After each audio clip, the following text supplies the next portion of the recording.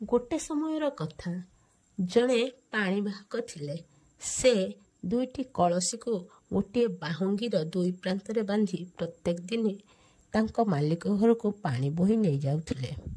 से दुई कलसी भितरु गोटे कलसी संपूर्ण भल थिला बेले आउ गोटे कलसी रे 4-5टी कणा थिला।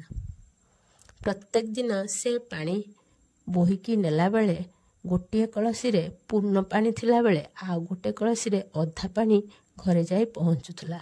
सेथिपई तांकु बारंबार नदी को जीवाकू पड़ुथला। दिने से कला थिबा कलसीटी देखी भारी दुखित होला। आउ कहिला, भाई मोर तो 4-5टा कणा अछि, मो पई तमे प्रत्येक दिन पानी हराउछ, बारंबार तुमको नदी को जीवाकू पड़ुछि। तुमे तो कहीं मते फिंगु ना हो कि बदलाऊ ना हो।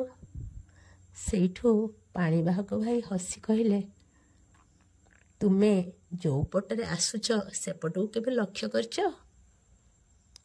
सेई पटे केते सुंदर सुंदर फूल फुटिछि। तुमे तो मालिकर घर को सुंदर करी रखिछ। एथरु कौन बुझुछ सांग माने? प्रत्येक लोकर किछि ना किछि निजस्व असंपूर्णता रहिछि, किंतु प्रत्येक लोक तार महत्व बुझिबा उचित।